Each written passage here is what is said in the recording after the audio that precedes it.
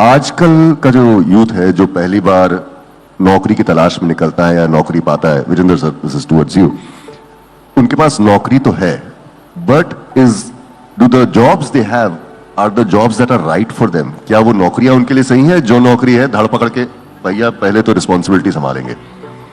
Well, अनंत, बहुत शुक्रिया ये बात पूछने के लिए, क्योंकि हमें ये समझना पड़ेगा। अभी हम लोग डेमोग्राफिक डिविडेंड की बात कर रहे हैं और आपने कहा कि 25 साल से कम लोगों की जो जनसंख्या है हमारे देश में वो दुनिया में सबसे ज़्यादा है।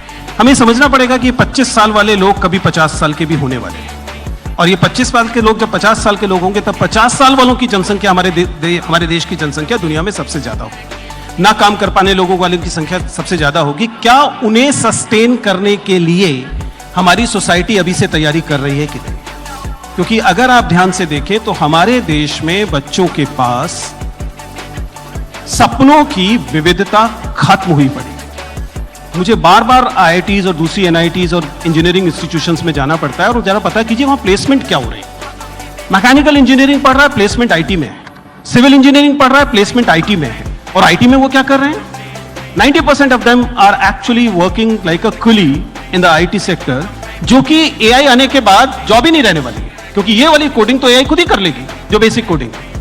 तो 70% of them are in jobs जो इस समय उनको लग रहा है कि हाँ ठीक ठाक आई कार्ड पहन के जाते हैं, एयर कंडीशन जगह पे बैठते हैं, हालांकि छोटे छोटे क्यूबिकल्स में ही हैं, लेकिन 10 years डाउन द लाइन वो जॉब नहीं होगी।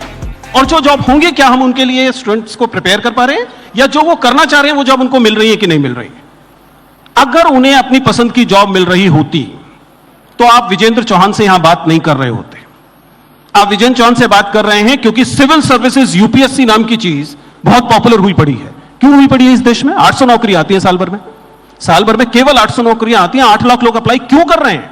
उसमें आईआईटी के लोग हैं, उसमें एनआईटी के लोग हैं। मुझे आईआईटी, आईआईएम, इस डबल इंस्टीट्यूशन के लोगों का इंटरव्यू लेते हुए कितनी शर्म आती है, आप अंदाजा कीजिए।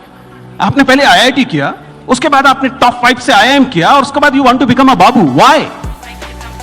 इफेक्टिवली इसका मतलब है कि जो नौकरियां उन्हें मिलनी चाहिए, जो नौकरियां वो करना चाहते हैं, कम से कम वो नौकरियां तो नहीं मिल रही। And we are talking about engineers. BA program वाले का क्या होगा?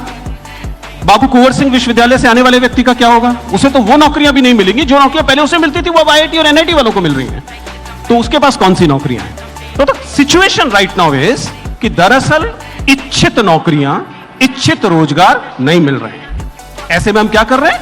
हम लोग स्टार्टअप का हल्ला मचा रहे हैं ताकि लोग कहें कि भाई नौकरी छोड़ो, नौकरी देने की कोशिश करो। Effectively the employment sector is not very good, at least prima facie जो मुझे महसूस होता है मैं उसको बता रहा हूं। लोगों के पास इसके लिए डाटा भी होगा, आई एम श्योर।